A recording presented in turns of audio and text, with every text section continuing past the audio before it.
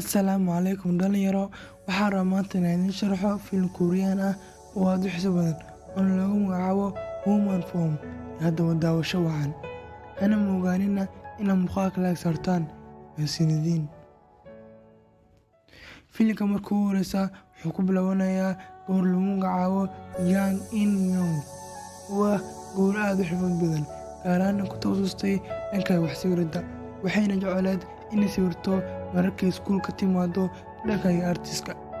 Mar waliba waxay gabar aad ku mashquulsan dhanka sawirada artiska. Hase ahaatee, maalin maalmaha ka mid ah iyadoo qolkeeda ku jirta waxaa lama filaan u maalinta dhanka hooyadeeda, isla markaana waxay tusisaa sawiradii ay sawirtay. Hooyadeedana mid aad u faraxsantaa, isla markaana hooyadu waxay bilaabaysaa sawirkeena ku dhajiso qaybo ka mid ah darbiga. Waxaana arkaynaa dhammaan qololkan uu ku dhigay sawiro aad u badan ee gabadha sawirtay. Saateen si daro in la tusay gabadha hooyadeed sawirkeeda ama wajigeeda. Waxaan arkaynaa Yang aad u faraxsan. Intaa kadib waxaan arkaynaa Yang u weynaatay, isla markaana waxay sugaysaa saaxiibadeeda si isku raacaan khatar. Hase ahaatee Yang mid isku fiirnaysa malayd, waxayna ka fikiraysaa tan yaraanteedii waxay jecleyd samayn jirtay, gaar ahaan farshaxanka ay samayn jirtay waa wax sawirada. Saatee Yang ma aha mid ku qanacsan wajigeeda, waxayna doonaysaa inay qalin isku samayso, gaar ahaan dhanka caruurta foosho xun oo isla markaa dadka aad isugu yaacay xilligaha. Ugu dambeyntii Yang waxaa u waanaysa saaxiibadeeda, waxayna isku raacayaan dhanka dhakhtarkii.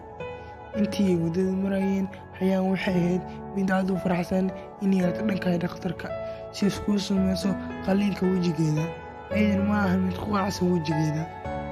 Ugu dambeyn markay yimaadeen dhanka dhakhtarkii, Yang saaxiibadeeda waxay weydiinaysaa Yang inay waalidiinteeda u sheegtay inay ku samayn doonto qalin wajigeeda. Yang waxay ku dhahaysaa haa, waalidiinteeda xitaa ayagaa isku sameeyeen qalin, sidaas darteed aniga waan isku samayn doonaa qalin, waana ku rajo weynahay qalinkan ku guulaysan doono.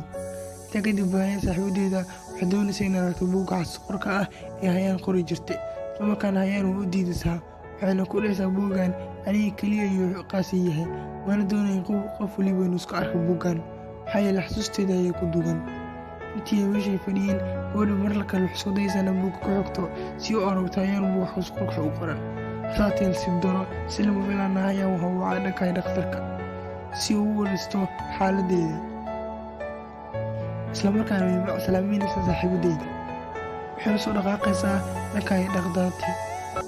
Dhakhtaradii markuu u horeysay iswarkaan waxay ka codsanaysaa inay tusto buugga qorkeeda.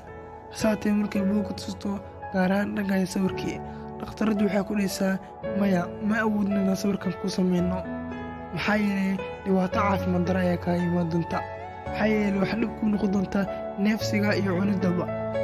Saatee Yang waxay isku dayaysaa inay dhakhtaradda ku qanciso in wajiga qalin loogu sameeyo, oo ayadana aad ugu faraxsan tahay. In badan ay ku haminaysay in wajiga qalin lagu sameeyo, xitaa cid waliba ay ka qarisay sawirka. Saasay dhakhtaraddu diidaysaa, waxayna ku dhahaysaa maya, ma awoodno inaan kuu samayno wajigan ee waji kale keensa kuu samayno. Hase ahaatee ugu dambeyn Yang waxay qancinaysaa dhakhtaradda inay wajiga qalin ku samayso. Intaa kadib waxaan arkaynaa Yang aad u faraxsan. Saatee markaan dhakhtaradda way ogolaanaysaa inay ku samayso qalin. Ugu dambeynna waxaan la tusayaa dhakhtaradda wajigeeda oo ah ayada xitaa caruurta foosho xun oo doonaysaa Yang in lagu sameeyo sawiro noocan oo kale ah. Talo waa la yaab, waxay ku doonayaan wajigan caaga ama foosho xun. Waxaan ra'yina ku dhiibay dhanka commentiga hoose. Isla markaana waxaa bilaabanayo mashruuca qalinka. Yang waxaa loo sheegayaa lacagaha loogu baahan yahay si qalin lagu sameeyo. Yang mid aad u faraxsan marka loo sheego in lacag laga doonayo oo aad u tiro badan. Lacagta waxay gaaraysaa 2,500. Yang waxay soo qaadaysaa dhanka buuggeeda, waxayna aadaysaa dhanka saaxiibadeeda ayadoo aad u faraxsan. Waxayna sugaysaa saaxiibadeeda, xitaa saaxiibadeeda ayadoo waxay doonaysaa waji qalin iska samayso.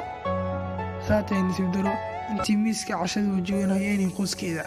Yang ma aha mid aad u faraxsan, waxayna ka murugoonaysaa lacagaha loogu baahan yahay, gaar ahaan lacagta aad u tirada badan. Qoyskeeda ma aha mid aad ugu fikiraya ayaga. Saatee waxay isku sameeyeen naftirkooda qoyskeeda markaa si fiican u eegto qalin ama caruurta foosho xun, dhammaantoodna mid aad u faraxsan. Saatee Yang waxay doonaysaa in qaliinka noocan kale lagu sameeyo. Waalidiinteeda waxay ku dhahayaan iyo walaasheedba maya ma awoodin caanka lagu sameeyo qaliin maxaa yeelay waa yar tahay. Hayaan waxay ku dhahaysaa qof waliba la arko qaliinka caanka kale uu samaysan yahay lacagtuna waa 2,500 oo kale. lacagtuna waa 2,500. saata hayaan ugu dambeyn waxay isku dayaysaa inay ku qanciso waalidkeeda in lacagtii ka dhiibaan si uu samaysto caruusda foosho xun. ayay siisaa dhowr sawir. saatee waalidiinteedu ka diidayaan waxayna ku dhahayaan adigu guri aad u dayr ay tahay wejigan daaqili lagaa sameeyo dhibaato caafimaad daro ayaa kugu dhici karta. hayaan waxay mid aad u fikiraysaa waxayna go'aansanaysaa nafsadeeda inay ku fikirto halkay ka keeni lahayd lacagta 2,500 ah oo aad xilliga u qaaliyayaan maxaa yeelay ma mid shaqaysa oo keliya waa ardayad. talo waxay ku doonaysaa wejiga caagaas oo kale ah. ugu dambeyn qoyska ayaan way u diidayeen in weji caagaas oo kale loo sameeyo. intii ay murmayeen hayaan waxay mid aad u nijabsan. saata hooyadeed waxay isku dayaysaa inay ku qanciso nasiib daro waxay imaanayaan aabaheed xitaa si isku sameeyay u eg mid caag ah. isla markaana hayaan ayadu aad u caraysan ay iskaga kacaysaa goobta markay aragtay dhammaan qoyskeeda inay samaysteen qaliin ama caruusda foosho xun xitaa aabaheed u samaystay. intii banaanka fadhisay ee ka fikiraysa halkay lacagta ka keeni lahayd waxay arkaysaa saaxiibadeeda oo aad isku dhawaayeen waxay daasa samaysatay caruusda foosho xun. isla markaana hayaan oo aad u nijabsan waxa uu saaxiibadeed samaysay iyadoo kala tashan. wayna iska soo baxaysaa hayaan iyadoo aad u nijabsan waxayna su-aalaysa ninka haweenka qof waliba ay aragtana waxay samaysay caruusda foosho xun. intii ay waddada maraysa hayaan iyadoo aad ugu fikiraysa halkay ka keeni lahayd lacagaha qaliinka lagu samayn doono ayay wax si lama filaan ah u arkaysaa waddada dhanka ay boor ku dhigan oona lagu naadinayo in lagu samayn doono qaliin lagu samayn doono dhakhtar. weliba qaliinka dhib kasta ugu mudan qofka lagu samaynayo oo dhakhtarka mas-uulka ahayn. hayaana mid aad u faraxsan isla markiina waxay u soo baxaysaa dhankay subaxeegay dhankay dhakhtarka ayagoona saxiixaysa warqadda dhakhtarka. waxaana dhakhtarku u sheegayaa in dhib kasta ugu mudan dhankay wejigeeda in waxba ka qaban karin asiga keliya u taalo ayada. ayaduna waxay ku raacaysataa weliba mid aad u faraxsan maxaa yeelay ayada ma awoodo lacag qaliin ah. sidaa darteed waxay umaatay dhakhtarkan oo nolosheeda u dalbiday. hayaan dhakhtarku wuxuu u dhahayaa waa hagaag haddii aad ogashahay waxaa kaa codsanaynaa waalidiintaada inay yimaadaan bacdu qaliinka kadib. isla markaan dhakhtarku wuxuu bilaabaya inuu hayaan qaliin u sameeyo. hayaan markii qaliinkii loo sameeyey waxaa wejiga ka furaya hooyadeed. isla markaana markii wejiga laga furo hayaan waxay wejiga u ogyahay caruusda foosho xun. saatee hooyadeed ma mid u qanacsan wejigan. dhakhtarka waxay ka codsanaysaa hooyadeeda mar labaad in qaliin lagu sameeyo iyadoo aad uga yaaban. saatee nasiib daro qaliin labaad ayaa lagu sameynayaa. dhakhtarkana wejigeeda wuxuu u geysanayaa dhaawacyo aad iyo aad u daran. isla markaana dhakhtarku wejigeeda markuu mar labaad qaliin ku sameeyo xitaa marka xigtana waxaa ka fiiqaya wejigeeda hooyadeed. marka xigtana waxaan arkaynaa qoyska hayaan oo wada cashaynaya. waxaana soo dhexgalaya markaan hayaan oo aad u faraxsan markaana wejigeeda ku samaysay qaliin. dhammaanna waxaan arkaynaa qoyska hayaan ay yihiin kuwa dhammaantood wejigeeda ku sameeyey qaliin. intaa kadib filimka wuxuu ku dhimaanayaa hayaan oo wejiga qaliin lagu sameeyey. waana ku mahadsantiin daawashadiina.